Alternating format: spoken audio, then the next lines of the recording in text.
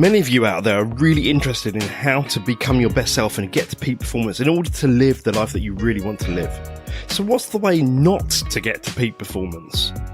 Obviously, trying to be the best version of yourself and doing crystal meth in Cambodia probably don't really go together particularly well. So, hi, and welcome to Make Your Own Rules, the Mavericks Unlimited podcast. I'm your host, Chris Roy, and this is the place to be to become your best self, do great work, and live a life that you love. On this podcast, we speak to Mavericks who inspire us. We want to get the wisdom and information from their story to give you the clarity, courage, and confidence that you need to make your mark on the world. Recently, I was asking our really good friend, Brian Falchuk, who's been on the podcast several times, about who to speak to about peak performance. And the name at the top of his list was a guy called Nick Elvery. Now, Nick is a really interesting guy. He's been on this huge journey through deep addiction, and now he's a peak performance coach. And during our conversation, we spoke about all sorts of kind of biohacking and biological geekery. And I have to say, I absolutely loved it. This interview is so full of biohacks, tips and techniques to get to top performance. If you don't take something from it, I want to know why. So here you go. Here's Nick Elvery. The first thing I asked him was to tell us a little bit about himself and his journey, and here's what he had to say.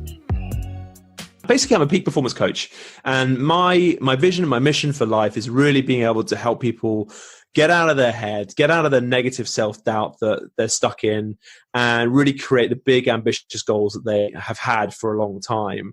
Now, my journey is one from I spent 12 years addicted to hard drugs and alcohol, going from drinking and doing cigarettes first, and then all the way up to smoking crystal meth in Cambodia and doing motorbike chases with crystal meth dealers and all sorts of stuff, which would be my god, wow. A topic for another conversation. When my book comes out one day, then maybe we'll have that sort of conversation then. But just to try to give you a bit of context, my life for 12 years was a disaster. It was, my only function was really wake up, use drugs. If I didn't have any, find some, then use drugs and go to sleep. Wow. And that was it. And, obviously you can probably appreciate that my health deteriorated dramatically over the time. Relationship with myself and my parents and my friends, really took a toll. And generally my life was heading down a pretty dark path. There were a lot of times where I wasn't sure whether sort of my mental state was a good one, and whether there were psychosis and issues and all sorts of other things sort of on the horizon. And suicide was definitely a thought that plagued me a lot over that period of time, and depression was fairly often and fairly deep. So that was 12 years of my life, and just over 6 years ago, I left all of that behind and took a new path, and actually recreated myself, my life, and went on this journey of basically abstaining from all drugs and all drink and smoking and everything of that nature, how I used to spend my life. And 6 years later down the road, I can say I'm pleased to say that I'm still clean. I haven't touched a drop of anything like that anymore. And it's been a wonderful experience, and that transformation really gave me a huge insight into what it takes to make profound changes in our life, what excuses are holding us back, what mindset shifts need to happen, and all the other things that support it, exercise, diet, and all of that as well. I dive deep into those sort of subjects. I was qualified as a personal trainer, and I've had a fascination with what makes a human being tick since I was 16, which is a really weird paradox, because on one side of the coin, I really wanted to work out how to be the best version of myself, to coin a very sort of cliche expression, but be the best version of myself. And on the other side, I was just bent on complete destruction, both physically and mentally. So coming out of the sort of destruction meant that all the things that I'd learned, reading Tony Robbins' book, Unleash the Power, when I was, listening to his tape, when I was sort of 15, 16, and, and then getting into this journey of the drugs. So it's been a fascinating, contrast in lives. And obviously trying to be the best version of yourself and doing crystal meth in Cambodia probably don't really go together particularly well. So it's only when I left that world behind that I could start utilizing the sort of strategies and techniques that I've learned over the years and sort of blossom into the person I am today. Amazing. What an amazing narrative of life, as it were. And a couple of things I kind of want to pick up there and just ask, if I may. I'm just kind of curious because a lot of our listeners are faced with turning points in their life, and they may not be as dramatic as the one that you were faced with. But what was the turning point for you to come out of that 12 years and kind of start down the path that led you here to where you are now? I always liken addiction of that scale as a fog that surrounds you. And what I mean by that is it sort of clouds the reality of how bad one's life gets, right? And you're unable to see the destruction that it's causing you mentally and physically and for the people around you that you care about. And it's only when you have conversations, which is what happened. I had a conversation with someone at a seminar that I had been going to for a while. And through that conversation, it was one of those aha moments that it was like putting that mirror in front of you, like a lot of self-development is. And you looking into the mirror and going, crikey, has it got that bad? Wow. So it wasn't like I'd hit rock bottom multiple times over the years, and I'd wanted to leave that way of life thousands of times, and had tried multiple ways of giving up and doing it on my own and all sorts of different things. But it was only when my awareness was raised around how bad it had got that I actually thought, what, like I need to change this. Otherwise, this is going to go down a path. Well, who knows where it would have gone, right? Right. And I think that was the sort of the inception point, if you like, the turning point for me to say, right, what do I need to do? Because look, come on, I've actually been trying to give up on my own for years, unsuccessfully, and like the expression says, trying to do the same thing over and over again, expecting different results is insanity. So I actually reached out. Went to a 2-week rehab with an amazing man called Peter Davies in Guildford in the UK. And through that process, did the first 3 steps of the 12-step program, and that really highlights, the severity of how bad your life has got and how little control you have over it, which was the key turning point for me. And it was only then really that switch in your head, or switch in my head, flicked over to say, right, enough is enough, no more. And once that did, everything then became much easier in respect that I was all in and 100% committed to the process. Obviously it wasn't easy because I'd spent 12 years spending all my days, using and abusing drugs. So trying to tell me that was no more was a scary prospect, to say the least. I can imagine. I mean, what a profound shift in life. And what I love about, we'll come to more of where you're at now in a second. But what I love about that is, and I've had my own brushes with addiction. Mine has been what many people would consider to be a far less dramatic thing, but I've been through my own kind of food addiction journey. And I think the thing about addiction is it's very easy for people in the mainstream to kind of think, well, that's not me. But I think when you've been through something as profound as you've been through, it's almost like you've done the journey that many people can't do, and therefore you become much more hyper aware of kind of the human condition, I guess, for want of a better term. Yeah, I mean, I think what touching on that point is really interesting, because food addiction for me was a massive thing, specifically sugar, because if you look at how the brain is wired, and they've done scans on this you probably know about, but the cocaine and sugar light up basically the same parts of the brain, and some people say that high quantities of sort of that sort of sugar actually fires the brain even more addictively.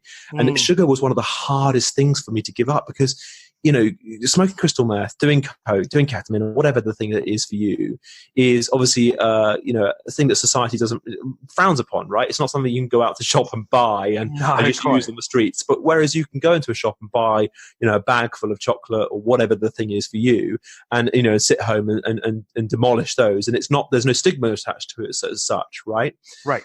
So actually, I found that sugar was one of the hardest things, even up until the modern day, that would really plagued me. And I could see an absolute parallel to the behaviors that I would exhibit when it was cocaine or when it was sugar, right? Amazing. It's really, it's a fascinating thing. I've done a lot of research and digging into it. So I think to go back to your point, I don't think that any addiction is less or more than others. Addiction is addiction. Whether it's you're addicted to pizzas, Mars bars, crack cocaine, crystal meth, wine, whatever it is, if it's causing a destructive issue in your life, then it's something that needs to be corrected. And I think that's where we can sometimes fall afoul, is we can start labeling different types of addictions. Yes, look, my addiction was extreme, but I know a whole remit of people that would laugh at my addiction in respect to extremities, you know. That, I mean, I never got into heroin and that side of things, and I wasn't homeless. And there is a whole huge amount of people that have it way worse than I had it, right? So I think trying to change that paradigm around addiction is very important, and understand that actually everyone has their own vices, whether it's porn, sugar, you know, internet. There's so many different types. You'd be amazed at how many different organizations there are at helping people.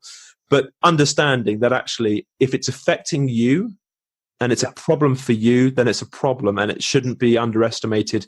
You know, whether there shouldn't be a scale, I think, is probably the way of describing it, if that makes sense. I love that. I love what you just said there, Nick. And I think you're absolutely right. There are certain addictions like sugar and all that, which are insidious and there's no stigma attached to them. But then if you think there are also almost like socially, what's the word I'm looking for? You know, kind of, addictions that are kind of socially acceptable and frowned upon if you don't kind of get into them. I'm thinking about things like workaholism. You know, that kind of whole thing of, you know, certain people obviously use work to change the way they feel or to avoid that. But we also know, and a lot of the Mavericks out there will know this, of, you know, people are still expected in many industries to work ridiculous hours. Yeah. You know, so it's almost like where does the social expectation end and the addiction begin, kind of thing, which you know, that's one of my bugbears, as it were. So let's come to where you are now. You've been through this amazing journey. 6 years later, you're a peak performance coach. You're kind of out there doing it, super busy, super in demand. What does kind of that term peak performance mean to you right here, right now? Peak performance for me really means looking at the human being as a whole, right? Because I think we can easily get caught up in the modern world of looking at a very reductionist view on the human being. So, you know, when we come to looking at diet and exercise, for example, saying that those are the holy grail components of living a healthy life, well, it's just not true. Right? Diet and exercise are important components, absolutely. But who you hang around with, your social setting, how much financial security you have, you know, your mindset, as you well know, and all these other things play a huge part. So my approach is not to look at one or two things, but is to look at the human being as a whole, you know, and actually create a system and a program that allows us to take each component apart, figure out what the goals are for those people, because obviously things like diet, for example, you know, you need different types of approaches depending on what type of goal you have, and the same with exercise and all these sorts of things, and then put together a plan that actually takes into consideration the human being. Because a lot of the time, diet is a great example, right? A lot of the time we get caught up into this cycle that, oh, you must all be paleo, you must all be vegan, you must all be vegetarian, or whatever the sort of paradigm of life and the bias you fit into is. But actually, that's nonsense, right? We are unique. Every single person is unique. Their genetic makeup is unique. Their gut biome is completely unique. And the more we, dive into that, the more we understand that we don't have a clue about most of the stuff that goes on from a health perspective. Right. So it's really about just taking the human being for who they are and what they want to achieve, and then making it happen for them on every single level, rather than just trying to attack it from one angle, like exercise or diet. I love that. And I love the fact that one of the things I've always liked about the encounters we've had, Nick, and all that, is it's so obvious that from your journey you've done so much research, you've become very learned, as it were, about what you're talking about as well. So, I mean, you mentioned just there the gut microbiome and that kind of thing. So I know you've kind of got this holistic model that you work from that's morphing now, as it were. So let's kind of just have a look at some of those aspects that you look at in terms of, I know you look at, obviously you just mentioned diet, exercise, but also like productivity, that kind of stuff. Yeah. If we were to kind of start looking at some of the levels you look at, and maybe what are some of the top tips that you have from each level, understanding that everyone's unique and the tips can't be too general. What I'll do is I'll explain the sort of model briefly to you, and then we'll dive in a little bit more specifically. So the key thing, as you know, and I know you're on the same page here, is the mindset side of things, because we can all have the best diet and exercise program and the best sleep and all these things in the world, but if our mindset sucks, then our outcomes will suck too. Right. It's simple as that. So you've got to start there. You've got to rewire it. And the majority of people's mindsets are pretty bad. You know, the majority of people that I speak to have the problem with the negative thoughts in their head, not being able to know what to do with them, are just constantly on cycle, aren't able to switch them off, and have very low self-worth and low confidence, right? Mm-hmm. So you've got to address that first, right? And there's a whole plethora of things that you can use to do that, from NLP to RIM technology. There's a whole huge amounts of different options available, which I actually have people on our team that actually address that specific problem depending on what is going on for you. So once you've got a handle on that, and I know you've done a lot about mindset on your podcast, so I think it'd be useful for us to talk about the other stuff that supports that. Definitely. So once you've got the mindset in the right place and you're on track with that, and that takes work, like, it's not like you go into the gym and just lift one weight and become hench. It's reps and sets with anything in life, right? You've got to go in and keep doing it. You've got to, if you want to stay clean, you've got to have a bath every day, right? It's the same idea. Right. I love it. So then what we're looking at is how can we support that mindset from a physical and a spiritual and a mental aspect? How can we actually really support it? Because what we don't really understand these days, for example, is the importance of sleep. This is the holy grail for performance. And what a lot of people are trying to do these days is take more, add more, take more supplements, more pills, more courses, more this, to try and get, wring more performance out of their life, right? Yeah, absolutely. What we need to do is take a step back and go, okay, so what are the things that are not serving us right now? What are the things that are actually taking energy from us that if we removed would actually give us a boost in performance? So as an example, dairy for me, we don't get on, right? Right. Some people are okay with dairy. Most people aren't, from my experience, but dairy doesn't work for me. It causes gut issues. It drains my energy. And it's something that just doesn't really belong in my system, right? Right. So if I remove that, I've then got a performance upgrade without actually having to add anything else, right? So that's where we first start. We have a look at, what are the things that are really zapping the power away from you, and then put systems in place to remove them. And like any new habit, whether you're installing something new or trying to remove something, takes a strategy around that of steps, simple steps, rather than trying to take on too much at once, right? Right. So that's the first place to start, is, get the mindset in check, get that on the road to creating a powerful mindset. Then have a look at the things that are really taking the energy away from you. And then let's have a look at the core areas that are, sleep is the biggest one, right? Mm-hmm. We have set the modern world up for us not to be able to sleep well. How many people do you speak to that, if you actually ask them the question, and I ask virtually everyone I ever meet, for obvious reasons, just out of curiosity. But people suck at sleep because we live in an environment which is totally designed the opposite way, right? Nature has given us everything we ever needed to make ourselves healthy and perform well and everything. We've sort of taken that and gone, well, I think we'll do it our way. Let's see how that works. Right? It's entirely true. Yeah, it's like humans have got great ideas in some ways, but we've got miserably poor ideas in others, right? Right. So let's dive into some quick hacks that you can use to your sleep, because I promise you, if you upgrade and optimize your sleep, the level of performance increase is huge, and it also has a massive knock-on effect on other areas. Like, example, if you wake up exhausted, you're more likely to crave carbohydrates and crap food that day. right? Which then has a huge knock-on effect on your brain and your motivation and your energy and all those things, right? Yeah. So simply waking up and having a better night's sleep is then going to negate the need or the cravings, reduce the cravings you're going to have for those sorts of foods which take performance away from you, and you're already going to be off on a better, even more even keel, if that makes sense. So don't underestimate sleep. My two favorite books for anyone out there that wants to really dive into sleep: Sleep Smarter by Sean Stevenson, a very, very practical guide on the best things for you to do, which we'll dive into some of the techniques now.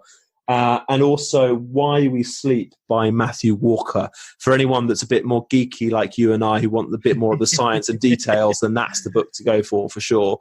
Right. The actual opening paragraph, I can't remember off heart, but the opening paragraph in that book is just like, oh, we need to sort sleep out. Like, it's just a game changer. I won't spoil it for the listeners who actually want to read it, but it's a very, very good book.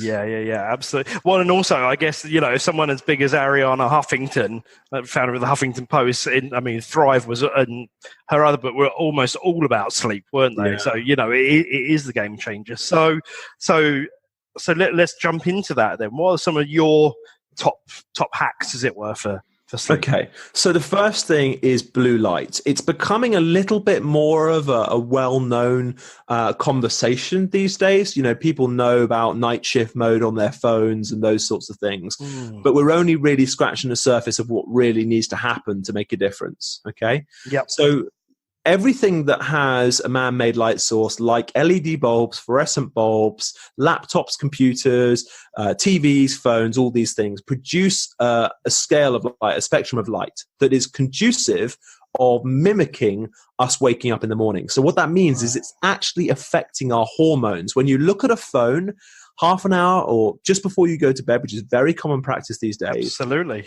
The light's going into your eyes and it's actually telling your body, oh, it's time to wake up. Let's put some cortisol into your body and let's not produce melatonin, which are the two hormones which basically work in opposite ways for each other for you to wake up in the morning or to go to bed at night.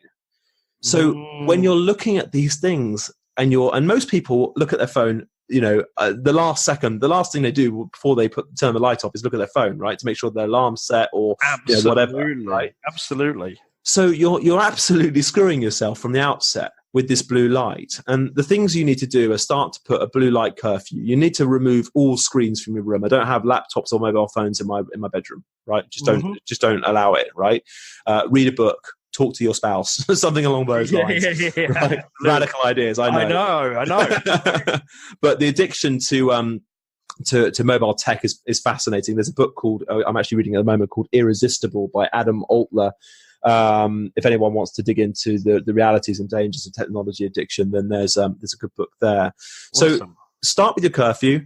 Start with half an hour before you go to bed. Like any change, you don't just try and do no more forever, done for good. Let's start with, if you're looking at your phone the last second you go to bed, just start with 5, 20 minutes, half an hour, and then increase it up. Ideally, 2 hours before you go to bed is the optimal range. With LED and fluorescent bulbs that you have around your house, you want to switch them out for the old school filament bulbs. Do you remember the sort of ones that had the orange glow? Yeah. And they look super cool these days, right? They look really retro and classic, right? And you have to actually go and dig around on Amazon and find the right ones. Edison screw is a good search term for those you can buy. And they're non-LED, and I have those in my bedroom, so I can have those on, and I know it doesn't negatively affect my sleep, and I actually have them dotted around the house. So when nighttime comes, I turn on the lights that are with those bulbs. Right. And it just means that my entire house, when I walk around, I haven't got any LED or fluorescent bulbs interfering with my hormones and causing me to wake up. And you've got that gorgeous orange glow around your house. Yeah. And I'll happily give you a link to the ones that I use for your listeners if you've got some show notes and stuff that you're going to... totally. We'd love to have those in the show notes. So they can switch those out. The other option is to use red LEDs. They're okay. They're a much better option than having the bright whitey blue light that you get from those horrible LED fluorescent bulbs these days, and you can get the ones that change color. Yeah. So you can have like bulbs in your bedside table that change from like white to blue and green and all that, and you can change them if you want white during the day and red at night. But they're not as good as the Ellison screw ones. They're not. Yeah, they're better. Cool, great, some great tips there. And what do you make of? I mean, obviously you've got people out there, biohacks like Dave Asprey, who is famous for bulletproof and also for headstrong. Yep. His whole thing about like wearing light blocking or blue light blocking glasses, that kind of thing. That's going to be my next talk. I wear them every night without fail. Really? They're a game changer. They're an absolute game changer. And I've personally done experiments with them, using them 30 days, tracking my sleep, not using them for 30 days, tracking my sleep, and then using them for 30 days again and tracking my sleep. And for want of a better expression, the difference is night and day. There is no argument in my book that they don't work, and they have a huge positive effect. Like, when we go to bed, we should be sort of getting to the point where we feel quite sleepy and quite tired and and want to fall to bed and want to fall to sleep. And when we do get to sleep, we sort of drift off quite quickly. That's not the common and normal, the common way that happens for most people. Most people have difficulty switching off, and when they do get to bed, they don't really sleep particularly well, straight away. But when they wake up in the morning, they're not rested. And that's the number one question to ask yourself. When was the last time you woke up in the morning and you stretched out of bed with a big yawn, a big stretch, and you thought, oh, I feel rested today? Well, I can say personally, and I'm quite aware of these kinds of things, it's not very frequent. So that's amazing. Nick, what I'm actually discovering about you as we talk is you're even more of a hacker geek than I thought you were, which means you're amazing. I love hacks and geekery, so this is amazing. I've got a whole suitcase full of them for each aspect as well. Like I say, I've been in the biohacking world for a long time now, and I have my majority of my friends are hardcore biohackers. So I've got a whole bucket of those for you for sure. Okay, brilliant. So, is there? I mean, let's kind of keep this quite high level as it were. So you've talked about blue light, obviously, and we just kind of dove into the light blocking glasses. Are there any other kind of like top 1 or 2 sleep hacks? The best sleep tonic recipe you'll ever have is amazing. Warm water, hot water from a kettle in a cup. 2 tablespoons of apple cider vinegar. Get the raw organic with the mother. You'll know what that means if you buy it. Absolutely. Yep. So 2 tablespoons of that into that, and then a teaspoon of raw honey. Stir that up. I love the taste. It's different. Everyone's different, obviously. Stir it up 30 to 40 minutes before you go to bed, and lights out. It's incredible. It's the best sleep tonic I've ever used in my entire life. Awesome. I'm taking a lot of notes here myself, I have to say. That's awesome. And I mean, obviously something that's sort of been coming up a lot recently is like the use of like, certain supplements around sleep. And I know what you were saying earlier about taking stuff away. Obviously one of the big ones is like magnesium, and about magnesium. Is that something? I take magnesium every night. I think that's a good one to be used. You can actually also get magnesium sprays that you can apply topically to certain muscular areas. I use them for post-training and all that sort of stuff. It was supposedly is one of the nutrients that we are most deficient in. So taking a magnesium supplement. There are lots of different types of magnesium supplements. Some of them aren't so good on our bowels and can be destructive to our tummies and all that sort of stuff. I use a triple complex Swanson. I can, if you ask me, if you write that down and ask me, I'll get you a link for your listeners. Awesome. The one that I use, because it doesn't affect anything, and it's a really great product. So that's always a good one for sure. Great. Awesome. So, let's say mindset is done, we're getting sleep into order. Where do we go next? Stress. Okay, so let's talk about stress then. So stress is the silent killer that no one's talking about, right? Because we don't think it's worth talking about, and especially with men, it's like, well, we just work harder, burning the candle at both ends is fine, and all this sorts of stuff. Now, I do see a change in the modern world, especially as you said it earlier, sort of people like who are running the Huffington Post, example. They're actually starting to say that actually, do you know what, we need to take care of ourselves and start looking at this. But stress comes in so many forms, right? Right. The modern world just has stresses bombarding us from every direction. I don't believe we've ever lived in a time this stressful, because we have mobile phones that are attached to our hip 24/7 that can send emails to us when we're in and out of work, when, can send text messages to us, and people can phone us, and all the social media things, which are highly destructive from a productivity standpoint. Yeah.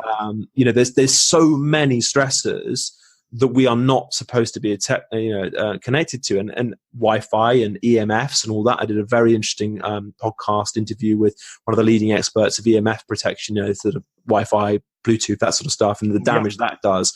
And we're bathed in that all day. I'm sat in front of my computer right now that's producing Wi-Fi, and I've got a Wi-Fi router, like everyone else in the world that does. Most people.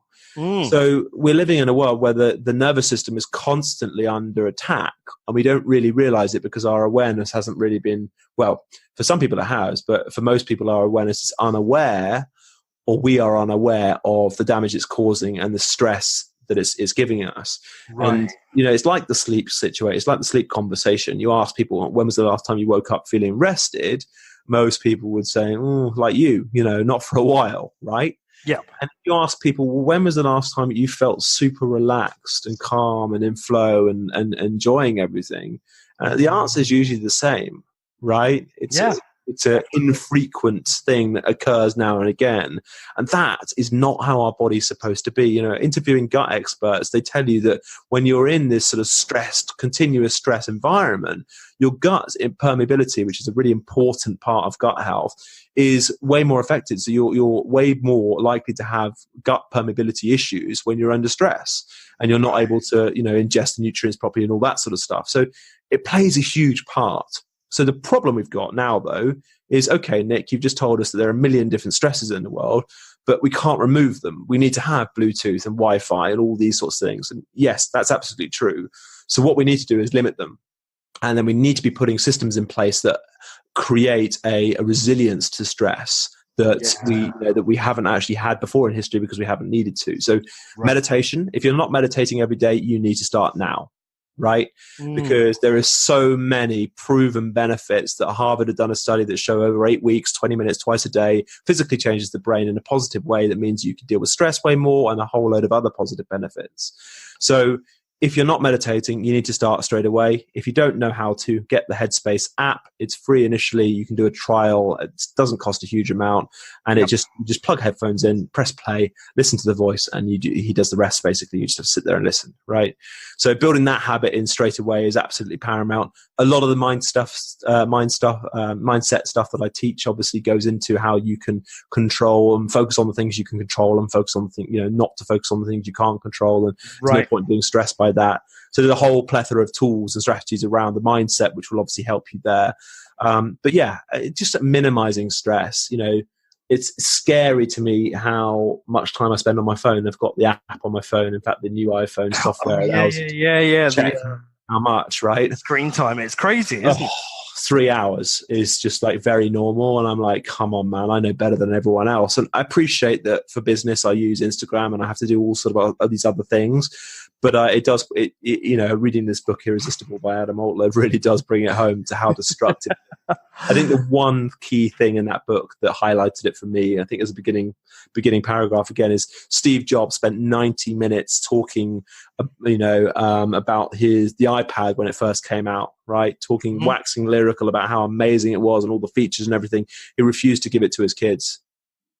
Wow. He didn't give them to his kids. His kids weren't allowed access to them. That's amazing. Well, there's a story for you, isn't there? I mean, the more you dig into that, the more you see the sort of the chief, the CEOs and the people high up in organizations that develop apps and these sorts of technology, and you look at, do they actually allow their children? They're either no, not at all, or it's highly limited, which to me speaks volumes, really. Absolutely, absolutely. And I think, kind of just circling back to one of the things you were talking about earlier about, sugar having the same, lighting up the brain the same way as cocaine. I mean, we know, for example, that, kind of likes and followers and, the various social stats on social media is, cause dopamine spikes, right? Yeah.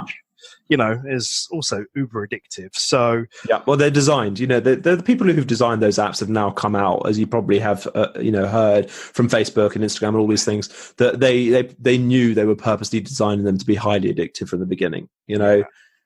Absolutely. Wow, it's so. These are places. I mean, I love the term you use. That kind of kryptonite thing, and there are so many different types of kryptonite here that we're talking about. So where do you go next with clients? You're kind of looking at stress and obviously finding new ways of building resilience. Yeah. So yeah, we'll have a look at all of those. I mean, the key underlying thing as well is what do you want to achieve? Right. We talk, people bounce around the idea of mission and vision and all those things and goals. And yes, they're absolutely critical. It's a foundational component to anything. If you want to achieve something, you need to know where you're going. Right. Yeah. So having a very clear and emotionally attached mission and vision and what your goals are, and then breaking that down into 12 weeks or 6 months or a year, depending on how long I work with a specific client, then you've got this base to start from. So you've got the mindsets running right to be able to achieve what you want to achieve consistently and get yourself out the way. Then you've got the goals and the mission and the vision, everything you were aiming for, and then you're doing everything else to optimizing every other facet of your life to be able to really maximize on the true potential of everything you're trying to achieve. So it's like, you imagine it's like a rocket. You've got that foundation, like setting in the coordinates to where you want to go. You've set the foundation for the mindset. And now you've optimized all the components, all the modules on the rocket. And then once you've done all that, you've pressed launch and you skyrocket. It's like saying, they say, you spend 5 hours chopping down a tree. Well, you've got to spend like 4 hours of those sharpening the axe before you get going with chopping down a tree. Right. You're going to be way more efficient, right? So it's about building those foundations properly and actually putting systems in place and building a community as well, which is what I'm doing with the Google events that I run and also this online Facebook group that I've just started, and building a community, because having accountability and having that structure with people that you really don't want to upset. I mean, I was fortunate to meet Craig Ballantyne recently in the UK doing one of his workshops, and I email him every week as an accountability partner, and he talks about basically being accountable to someone that you desperately don't want to disappoint. And it was only recently that I really got how important that actually was. I knew accountability was, but that component of not, deeply not wanting to disappoint the person adds another layer to it. So get yourself a coach, whether it's me, someone else, doesn't really bother me. Ultimately, for me, it's about someone getting the results that they want in their life, living a life of joy, fun, passion, and all the things that matter to me. Whether it's me, a course, a book, another coach, it doesn't bother me at all. It's the end result. So that's a sort of nutshell description of sort of how it all works. I love that. And it's such you take such a holistic view of performance that, a person cannot help but upgrading up level what they're up to, right? So yeah, absolutely. One of the things I am just kind of curious about, because it's and as I said before we hit play, is because I signed up for your sequence and your newsletter and that kind of thing, and I just got your productivity thing today. And obviously, for a lot of high performers out there, peak performers out there, coming into relationship with time and decisions and getting stuff done when there are only so many hours in the day is a thing. Yeah. And we know that you can't manage time. Time is a thing. You can manage decisions or your input or your energy or whatever else. What is your take on productivity? So, great question. Thank you for that. It's one of the key components, right? Because it's all well and good, knowing where you want to go and having all the foundations. But if you're crap with, I agree. I don't like the word managing your time. I think it doesn't make sense, really, does it? Because you're not managing time. You're managing what you're doing with the time. But absolutely, if you're inefficient at how you spend your time, then it doesn't really matter with all those other foundations. So I love productivity. It's one of my geeky subjects. I actually had a recent client did a very short session with me recently and took from implementing, which some of the techniques I'll happily share with you in a minute, took those techniques, and what would normally take him a day and a half to do took him under half a day. from just implementing these techniques. Amazing. You can see instantly that just 3 techniques, which I'll tell you in a second, make a profound difference. And they work best with when you're sat at a laptop, which most people are these days, or a computer of some description. So yeah, absolutely. Productivity is absolutely key. Most people suck at it. They think they're good at it, but when they actually take a time to have the best thing to do if you think you're good at productivity is to track for a week everything you do hour by hour. Right? Be really strict with it, and you can use apps or you can just use a piece of paper, whatever, right? But actually, we underestimate way more in life than we ever think we ever give it credit for. And it's only when you've actually tracked it and honestly put it down on a piece of paper that you see the true reality. So my key tips for setting at a computer to smashing out levels of productivity are Pomodoro technique combined with Brain FM and noise cancelling headphones. Those things, and removing distractions, which is sort of what the noise cancelling headphones do. So let's start from the beginning. Pomodoro technique is basically an app. They used to use a little tomato timer, which is why it's got the name Pomodoro, right? Yeah. And you can have apps online. The one I use these days is called Tomato One on the Mac. Free app. Just download it. You can set it up. And the sequence I have is it runs a timer for 50 minutes, 50. Yep. And then a break for 10 minutes. Okay. That's love it. Yeah. So you turn your phone off, and you can obviously make different variations. Some people have 25 minutes and 5-minute break. It entirely depends on what you want and what works for you. And you need to do some figuring out for yourself. But sticking that on and then focusing on the one thing. This is where so many people fall down. People say, oh, I can multitask. Rubbish. All you're doing is doing more badly. Yes. It's simple as that. Yeah. There's no argument on this planet that's ever shown that doing multiple things at once is an effective and efficient way of doing things. So stop doing that straight away. Stop lying to yourself first off, right? Yeah. Choose the one thing, and the one thing is a great book actually as well. I don't know if you've read that, but the one thing, absolutely, it's an amazing book.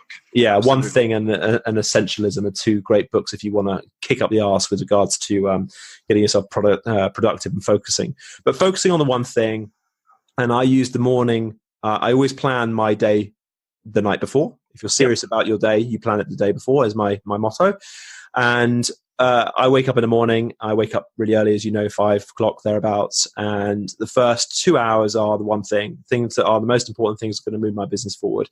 And I put the Pomodoro technique on, 50 minutes and then 10-minute break. And the 10-minute break is really important because it gives your mind a time to slow down and walk away from the screen, which will be glaring at your face for nearly an hour. And, you can have a bit of movement because a lot of people sit down. So the 10 minutes is time to walk away, make a cup of tea. If you can add some movement like 10 press-ups or kettlebell swings or getting outside in some sun and walking around, ideal. Mm-hmm. And then you just get back, then you just get back to it. So that's the Pomodoro technique. Combine that with Brain FM, which is an amazing piece of software, which is you can actually have an app on your phone or you can run it from a browser on your computer. Right. And it's a scientifically designed music track. And they have multiple different tracks, all different sounds. One's for focus, one for relaxing, one for sleeping, all sorts of different ones. One's for resting and that sort of stuff. So the one you want to use is the one for focus, obviously, for this period of time. Yep. If you can combine that with noise-cancelling headphones of any description, then you're drowning out other distractions. I mean, I'm lucky to work at a home office, so I don't have distractions. And, it's easier for me in that respect. But for people in the office, personally, I'd put a sign up saying "Do not disturb" by my cubicle. Noise cancelling headphones. Very much a 4-hour work week by Tim Ferriss approach. If you've ever read that book, I'd be way more guarded with who is allowed. I'd condition the people around me to know that they cannot come and interrupt me in those periods of time. But it's a different conversation for a different time.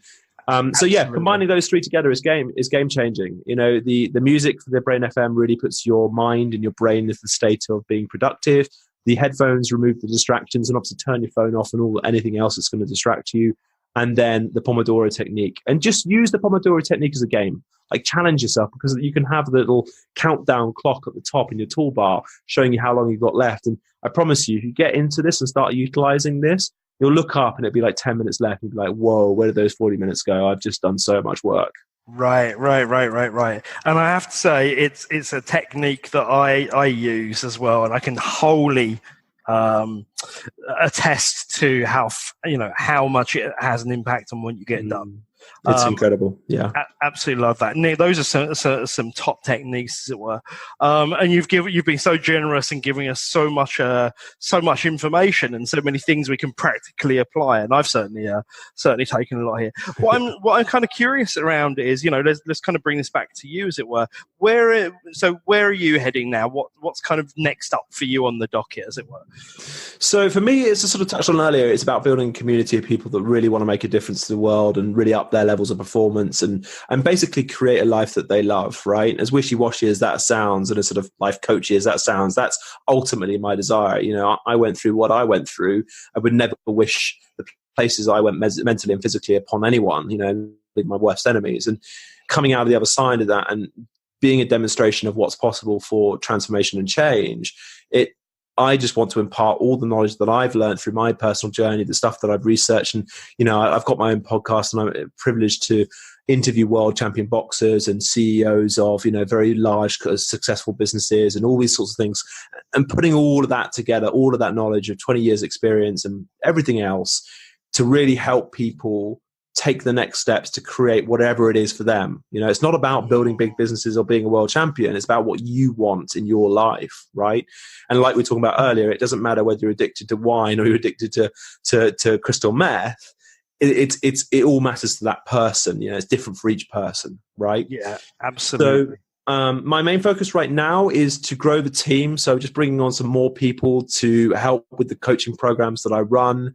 We're actually changing the approach ever so slightly. So putting a one-to-one process that I've always done one-to-one coaching, just with people, giving them sort of an hour of my time once a week for 12 weeks, 6 months, a year, depending on what the package they wanted to go for. Sure.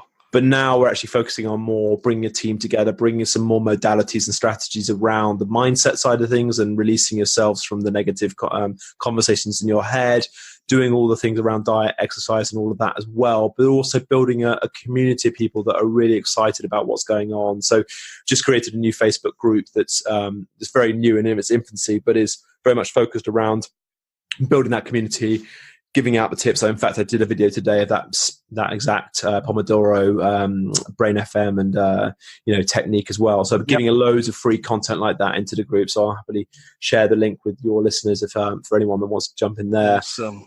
But ultimately, our goal is to help 1 million people transform their lives, whatever that means to them, and get the results that they want. Because what I see a lot of these days is, and I fell into this trap for a long time, of doing a lot of self-development, whether it be courses or seminars and these sorts of things, and getting good results. It absolutely made a positive difference to my life. And like I alluded to earlier, I don't have a gripe with any particular modality or process. Whatever works for you is the right one.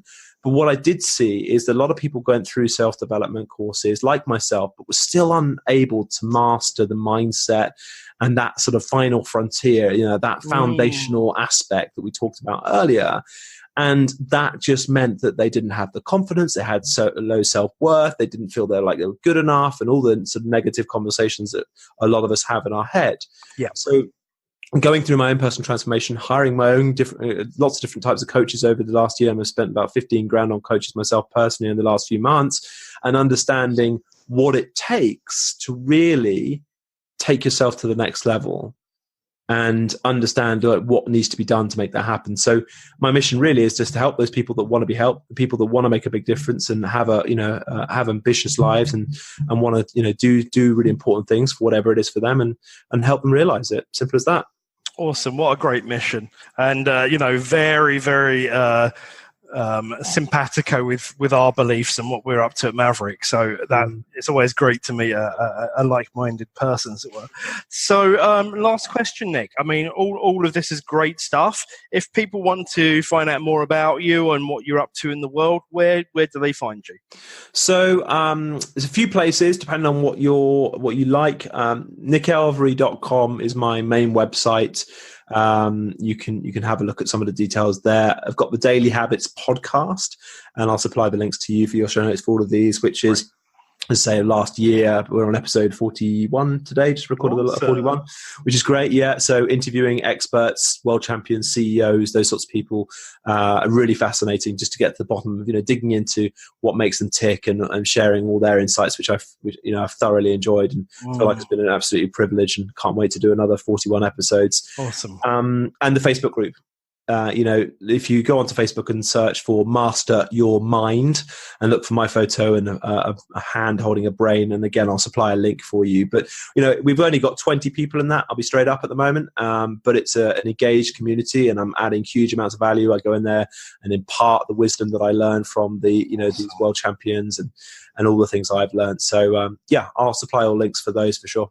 Awesome. And I think, to be honest, it's not about the number, is it? It's about the quality. And if you've got good people in there, then, it could be 20 or it could be 20,000. If you've got the right level of support in there, that's always a good thing. That's such an important point, because I was always about, right, well, surely it's about getting as many people in there as possible to help as many people, when actually it's about getting the right quality of people, as you rightly pointed out, and being able to help those people better. I don't work with everyone. I actually say no more than I say yes to new clients, because I'm sure you have a similar methodology for this point. But it's got to be the right fit. I'm not about just putting people into my programs and into my community for the sake of it, because I want more money or I want a bigger community. I'm about putting the people in the community and in my programs that are really going to benefit greatly from them. And if that means, do you know what, you should probably go and speak to Krish's team and then coach with him instead of me because he's better off from you, then that's the advice I give people. Perfect. And I love that level of integrity as well.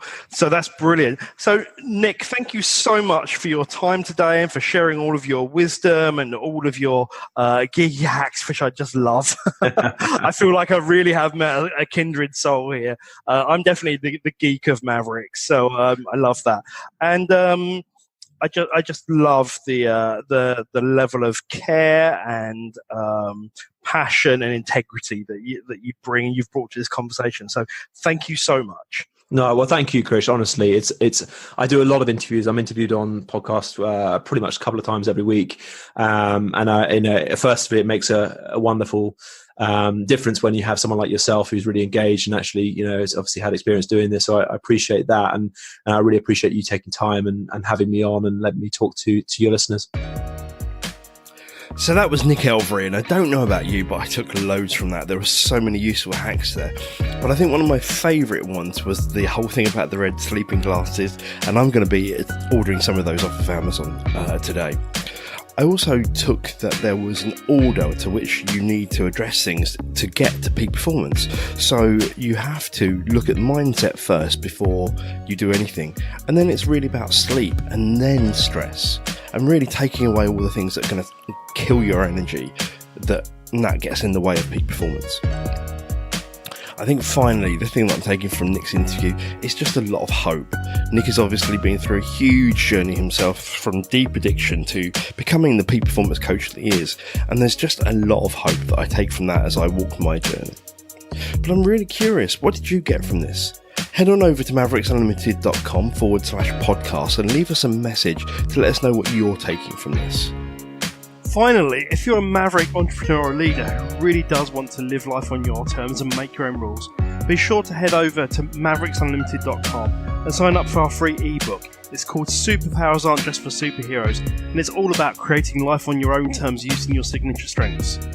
With that, thanks for listening to the Mavericks Unlimited podcast, and we'll see you next time. Bye for now.